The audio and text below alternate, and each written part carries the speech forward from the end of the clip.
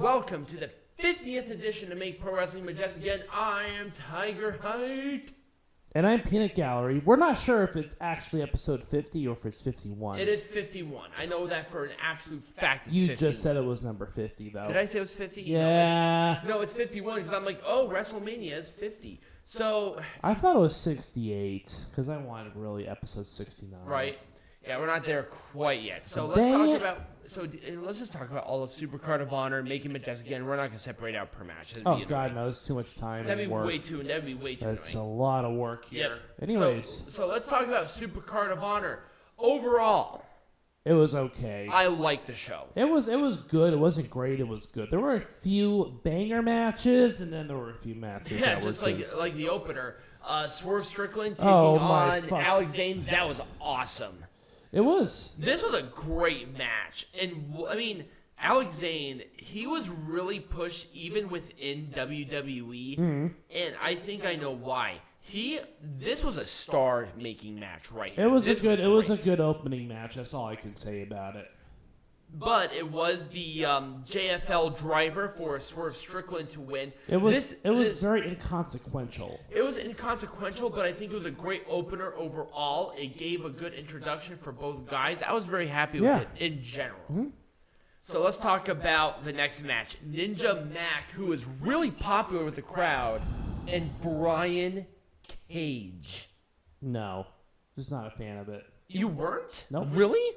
What was your thing about this? It was fucking one side the whole time. I'm glad that Brian is still with AEW, and I think him with this is compensation prize for you have you for another year now. We're not going to give you a world title, but here you go. No, I think this is kind of where he needs to be. They need some star power. It was a squash match. Let's put it this way. But that's fine. It was a fun squash match. I really enjoyed it. I didn't enjoy this at all. It was a drill cloth for the win. Peanut Gallery's just... I'm very cynical about this. You're very cynical about this. Didn't like it. Jay Lethal. This one was actually better than the last one. This was a great match. It was a good match because there's actually a background to this. Oh my God! I don't know what the thing was with Seidel, but he was definitely hurt. But Jay Lethal and his heel work is unbelievable. Well, we'll talk more about that when push comes to shove. But anyways, this match within of itself was great. I loved the low blow. Yeah. I can't believe I did that. Then hit lethal injection for the win. Yeah. I like that juxtaposition. He's in an internal conflict with himself. Mm-hmm. Oh, if you want me to talk about stupendous, that was stupendous. Oh yeah, absolutely. Just the whole thing of the lethal heel turn is stupendous. Absolutely. But overall, even Lee Moriarty, this might have been his star-making match. Lee Moriarty is something. Yeah. He's right there, man. He's so close. He climbed those ranks quickly, man. Oh, yeah. Oh. Okay. Collective sighs with this match here. We have a lot to unpack here. So this match was... Okay, so number one, it was for the Interim Women's Champion. I don't particularly mind that because of the scheduling snafu, whatever. It's fine. It gives them something else to do. This whole match, number one, they had like 10 false finishes, which were completely unnecessary. Yep. But then, the moonsault. The moonsault where she legitimately lands full force on Mercedes Martinez. And, God bless Willow Nightingale. She's actually really popular, and there's definitely something with her. But this moonsault... No. There were a lot of other things about this match. There was a lot about this. It was very slow. It was clunky. It wasn't that it was slow. It was inconsistent. There was no hierarchy of movesets or anything. It was just like, here we go. We're going to do this and this and this and this, and then we're going to slow down. Then we're going to do 8,000 moves in quick succession. And also, I feel like this was a disrespect for what they did with the women's division in Ring of Honor. Yeah, because the problem is, what is the build to this? Yeah, Dixie Khan doesn't care about there was no build to this. Now, if they won like a opportunity to get into this match on AEW, I would have understood this. But they didn't do that. Right. It was just whatever. Yeah. And it was the Brass City sleeper for Mercedes Martinez to win. Whoop-de-fucking-do. Right. I will say at least one thing. I am excited for a Purrazzo-Martinez match. Well, yeah, because Purrazzo-Martinez matches are always pretty good, Right. as long as it takes place on Impact. Oh. All right, this was well deserving of 5 stars by This was excellent in every shape of the word. The Briscoes by Dave Kahn, apparently, Right. because he's fucking sucking dick somewhere. Oh, absolutely. So the Briscoes But defending. it was well deserved. It was a great match. It was a great match. Now, this is how you pace right. Yes. These 4 individuals knew how to pace this to where it was a 27-minute match, but I enjoyed every second. Yeah, it was great. I mean, it was awesome. They knew this, but that comes with experience, and you got that feeling. Also, the crowd was really into this match. They were loud with a capital L. Not like so. I can confirm this. These segments with Sammy Guevara and Ty Conti, they are muting the crowd. Oh yeah, they are. Loud boos, shut the fuck ups all the way. Yeah. They did not do this with this because they would have been booed out of the building. This was so great. This felt like a world title match sort of thing. And I was so happy to see that. But it was the big rig for FTR to win. The Young Bucks come out, hit super kicks. Can they not? The tag team division within the AEW lore is the best thing in wrestling, period. Well, I'm going to talk about that, but let's move on. but just like that attack and everything, awesome. I liked this because Minoru Suzuki. It felt too short. That's my issue. Rhett Titus. I didn't get the full Minoru Suzuki experience with this match. I can see that. It was 6 minutes on the money. And Minoru Suzuki match should be at least 12 minutes. Also, I kind of wanted to see Rhett Titus with a little more oomph. Yeah. He kind of looked like a scrub. Yeah, he did. He was a scrub. I expect like a New Japan-ish style match with this because it's Minoru fucking Suzuki. But Rhett Titus is also a great wrestler, and I think there should have been a little more false finishes with this. Yeah. We just knew Minoru Suzuki was toying with him. No, let's have a good back and forth with something like this. That's kind of what I was expecting. I want Minoru Suzuki to fight for this title. I don't want him to like, oh, here you go. Here's the title. I'll just hand it to you. That's what it felt like to me. I did like Minoru Suzuki winning the belt. Yep.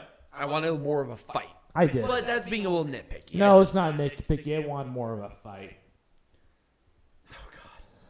So this one, it was kind of in a death. It was kind of in a death place, and also it was so forgettable. I don't even remember what happened during this match. So obviously, Josh Woods and Willow Yuta. I love Josh Woods. He really supports our show, and I appreciate him for that. But this was not his star performance. No, this was very forgettable.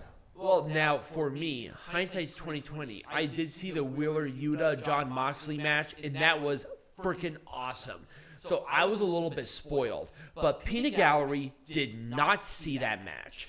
Yeah, because I don't bother watching the weekly television shows because they're all the same. So. Well, I mean, Dynamite or Rampage is a little bit different. But no, they're all the same. Wheeler Yuta, I like the guy. I really do. This was just not his match. Let's put it this way. They're not built different. Right. It just felt a little clunky. Yeah. And a weird placement for this match. It was. This should have been the first title match. It should have been, yes. But it was just kind of a weird spot, and I think that's what the disservice was. Yeah. It was the placement. We'll talk about placement when you make the ship Majestic again, because really a lot of this is not that hard to make Majestic again. But Wheeler Yuta won with a modified jackknife roll-up. I kind of like that move. That was kind of a cool move.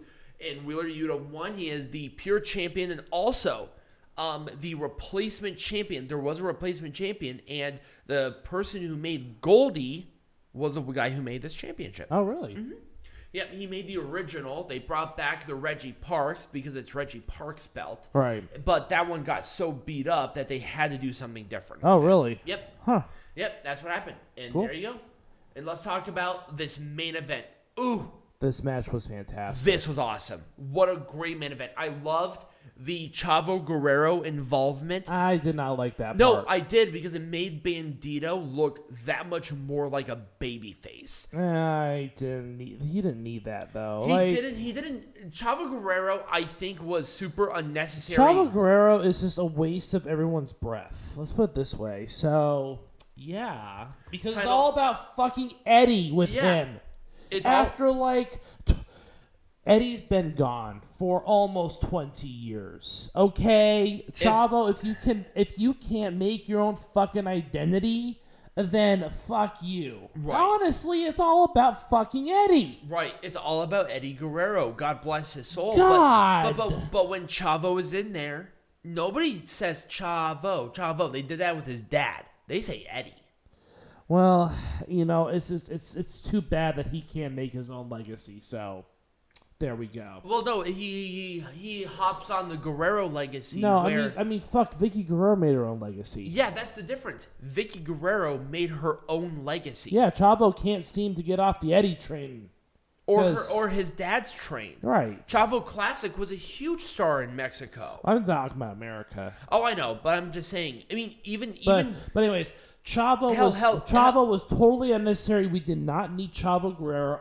I'm very much happy with him. It was a sweet Oklahoma roll for Gresham to win. And see, for me, the finish was kind of weird. Jay Lethal and Sanjay Dutt. Oh yes, that was awesome. Amazing. And then Samoa Joe coming back. The people. Not a fan of Samoa Joe's entry into this. But we're going to talk about that because I'm going to disagree with you. But I do like the Jay Lethal beatdown of Jonathan Gresham. Perfect. Yep. Perfect. But I also did like the Sanjay Dutt involvement. Yeah, because Sanjay, yes. Now you have this whole arc that Samoa Joe did not need to be involved in, but he got himself involved in it because we're going to talk because the Tony Khan boner. We're going to talk about that when we make Pro Wrestling Majestic again, which is exactly what we're going to do here in like after this break. So stay tuned. We're not only going to make Supercard of Honor and Ring of Honor Majestic again, but we're going to make Pro Wrestling Majestic again.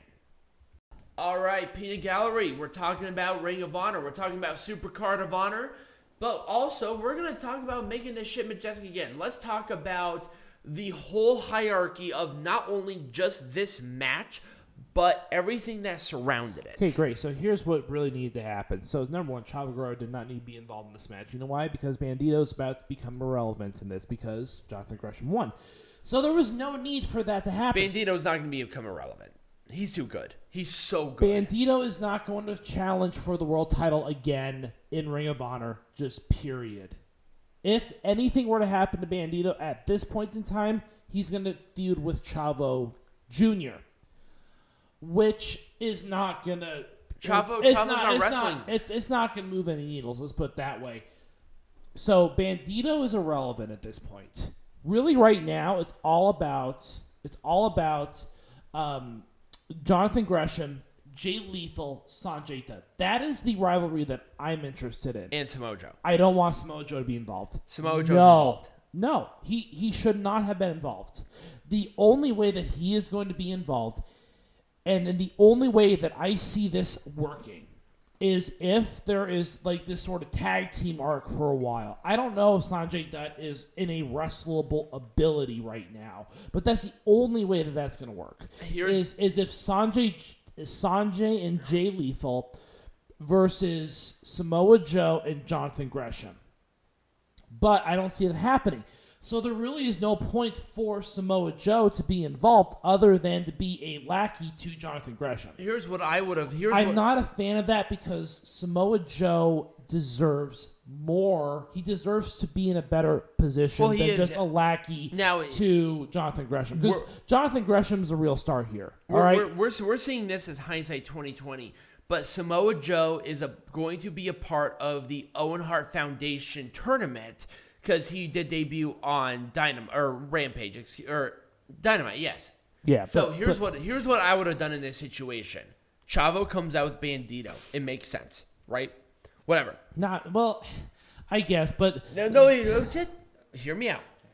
Listen to what I'm saying because I think this will make more sense. I would have had Chavo Guerrero try to help Bandido like he did. But when Bandido did a lot less of it, Chavo Guerrero should have turned his back on Bandido during the match. Jonathan Gresham should have been the one that said, hey, he took him out. Jay Lethal comes out. Then we have a 3-person faction with Jay Lethal, Chavo Guerrero Jr., and Sanjay Dutt. Then you bring in Samoa Joe. You have a 3-on-3, depending on health, right there. But also, not only that, but you also have generational. You have a lot of tie-ins. You have a lot of stuff going on here where the heels have the power trip, where the baby faces have to work as a wrestler's perspective. And I think that would have made this make a lot more sense. But you're then predicating the fact that Chavo Guerrero and Sanjay Dutt are in wrestlable condition, which I don't know if they are. Like I said,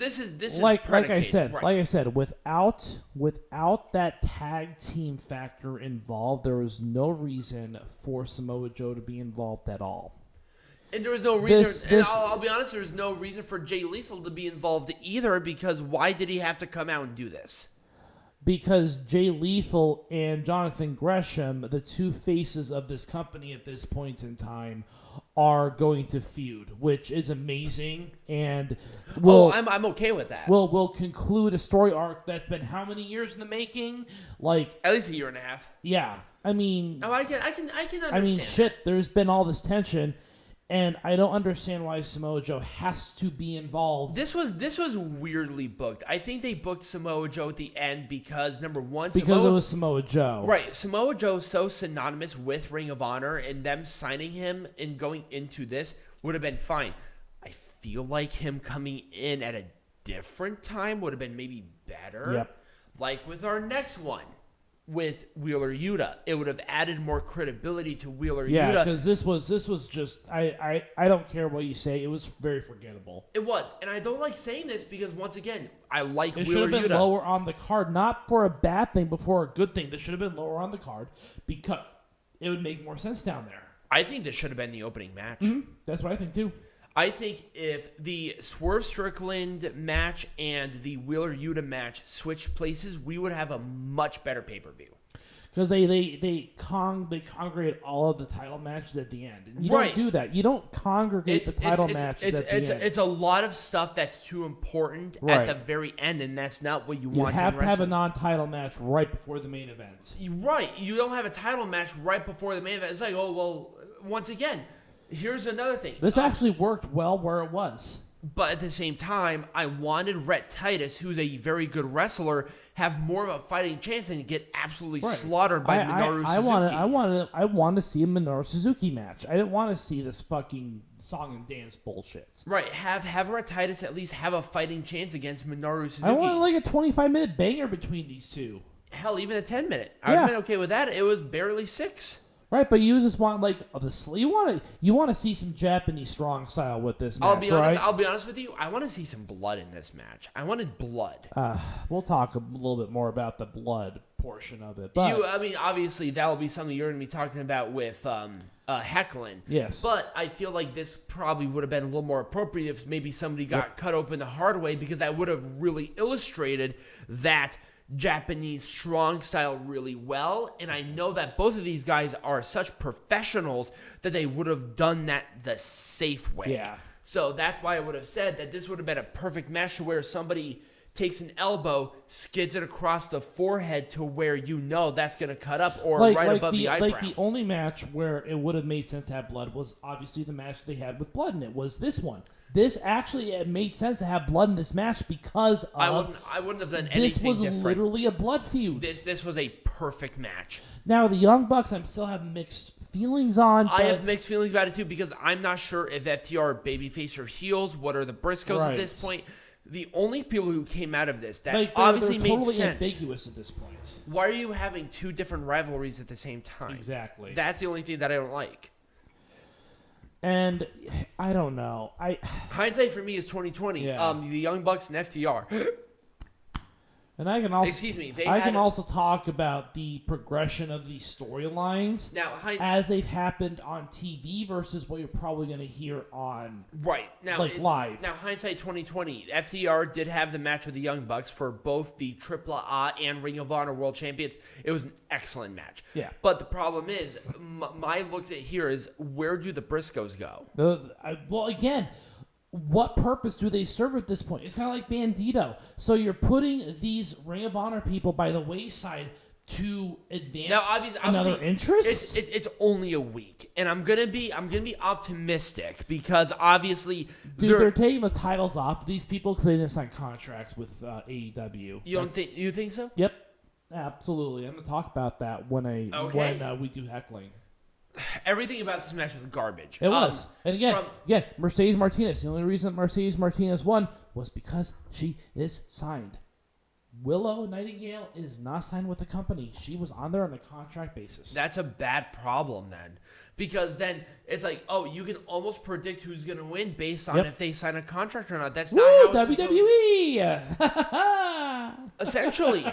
No, literally, essentially, that's what this is. Like, that's not what you New want. Japan Pro Wrestling has less predictability at this point. Diana Purrazzo is right now the Ring of Honor Women's World Champion before that there was any sort of signing, and AEW is trying to get her. You're not going to get Diana. No.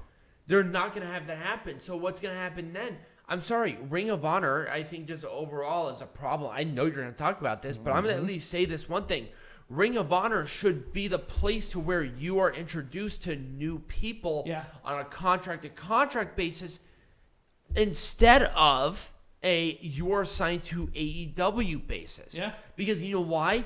You're a brown Mr. McMahon at that point. Yeah, and I'm going to talk about the world title situation as well because there are rumors that Jonathan Gresham has signed with AEW as well. Right, and that's the only reason that he won that match. Well, that's not the only reason. Bandido was not signed with AEW. We knew that, but Jonathan Gresham wasn't either. But I think that he did sign. I think he's going to. I think he has that one match at Rebellion against Eddie Edwards. Then he's going to be with AEW full time. We're going to talk about that. This was awesome. I love the Lethal heel turn. I love Lethal as a heel. I think it made sense for his character development. And then Lee Moriarty still looked like a star. He really came out of this despite him losing as a huge babyface. Yeah. He did great. I love his moveset. He has great charisma. Yeah. There's something with Lee Moriarty. Don't sleep on that guy. No, I'm not going to. And every time I sit there and say, don't sleep on them, I have fucking plebs say, oh, he's a nothing. I said that about Wheeler Yuta 5 months ago to not sleep on him. Mm-hmm. I said that about Mercedes Martinez to not sleep on her because she still has a lot to offer despite the poor performance during this match. Now, I'm not saying that Willow is bad. I'm saying that their styles do not mesh well. Every time that I say that, oh, whatever, Nikita Lyons, oh, she did great. Yeah, that's why she didn't have a match for a month and a fucking half. And then the other one was edited to shit. Oh, guess what? Tiger Height's right. Oh, shit. Maybe I should put that on a fucking t-shirt. Tiger Height is right. Because this shit's so predictable. What is your problem with Brian Cage in this? My problem wasn't with Brian Cage itself. My problem was with the way that this match was produced and performed. It was such a slaughter. It was so one-sided. No, that's what made it good. Because Brian Cage needed not only because number one, Ninja Mack was voted on by the fans to be brought in for this match. He was, but Brian Cage, despite how good he was, he needed that heel heat. This was the perfect place for something like this. And we're going to talk a little bit more about that too, but I think it's kind of... No, you're making Pro Wrestling Majestic again. Okay. This is the opportunity to talk about this. Here's my theory. Break it down. Here's my theory about this, okay? Brian Cage, very unhappy with his direction in AEW, right? He gets signed on for an extra year-long contract. He's still not happy with his fucking contract. How do you know that? He's in a place that I think he'll shine more than he would with the embellish roster with AEW. But that's the point. The point is they did this because they... No, I think this was a positive. For him, I don't know. Here's my thing. Brian... There's a formula with AEW, and I just am not a fan of it. Here's my thing. There's a formula with... I'm going to present this to you like I would with somebody else on this sort of scene. Brian Cage is an awesome wrestler. He's a nice guy. We got to talk to him, and he's enormous. And no one cares. No, okay, wait, hold on. Get to the point. My thing is that with a guy who was out for as long as he was, he cannot be put into a position, into a large stage immediately. And also with Ring of Honor that needs star power, I think Brian Cage, who can develop that crowd heat with the crowd size of a Ring of Honor with the other two guys as a part of this Tully Blanchard thing, I think is a benefit to not only their career's longevity, not progression. I'm talking about longevity, but also the legitimacy of Ring of Honor as a collective. Ring of Honor is nothing anymore. It's an AEW side project. That's not what it should be at this point. Well, it is. That's what I know what it's going to be turned into, but it shouldn't be. But at the same time, it gives guys who are not going to be on AEW television, who should be, at least an opportunity to go somewhere else. Well, AEW has 2 television shows a week, and they have 2 web TV shows a week, and you still can't manage to find time for Brian Cage? Come on. I know, it's ridiculous. I'm going to be talking about that when we make this, when I talk about Wrestling Lesson, because there was actually a lot to dissect in the most part as a part of that, but I understand why they did it. I'm curious on what they're going to be doing with it. Who knows? Maybe he'll be there for longer. Maybe I can tell you what's going to happen. It's going to be irrelevant 3 weeks. Do you think maybe WWE will pick up Brian Cage at the end of the 1-year contract extension? Oh, absolutely they will. I'm going to talk a little bit more about that too. Okay, I think that would actually be the best at this point for Brian Cage. To be honest with you, because he's still lackluster. I mean, not he's not lackluster in his ability. Not as a character, but where he is booked is. He deserves so much more. I agree with you. This as a showcase was great, but at the same time, this should have been later in the card. When people were exhausted after an FTR match, after a Minoru Suzuki card. This should have been the sleeper match. Yeah. Despite it being as good as it was, because you know that they were going to do good no matter what. Right. But it still would have kept the interest of the show and not hurt a division. And the pure division is very volatile. Yeah. And you cannot have it as a sleeper. Yep.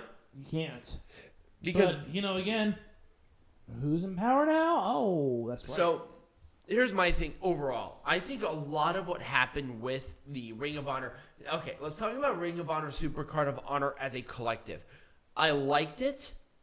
But there were some things that are sort of there, and I think it could hurt the production more. This reeked of AEW developmental. It was so. I can see that. It reeked of it. It reeked. I actually have to agree with Peanut Gallery here. I think it reeked of NXT with less colors. Yeah, that's what it felt like to me. And I'll be honest with you, AEW had better matches. I think overall. Yeah.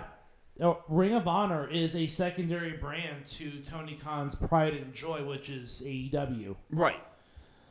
And that's not what it should be. And it reeked of that. And you can see the pattern of winners for these matches. It reeked of people who were signed with AEW winning match after match after match after match.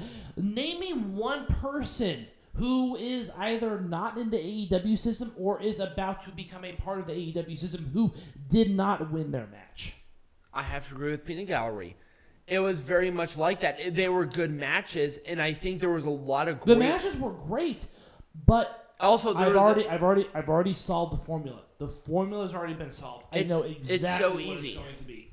It's so easy to see. And I'll be honest. You give me another pay-per-view card tomorrow, and I will tell you every single winner of that match, because all I have to know is who signed to AEW. And I'll be honest with you, I think this is kind of where NJPW will maybe start to make a comeback because they're a little more unpredictable. Yeah. Hell, I'll even say WWE makes the right calls at the end of the day. And we're going to talk about that too. Yeah, we will talk about that. So when we come back, Peanut Gallery, it's up to you. What are we talking about? Well, I think the war has officially started. You talk about the Wednesday Night Wars. Oh, that was just the warm-up. The real war has begun. Exactly.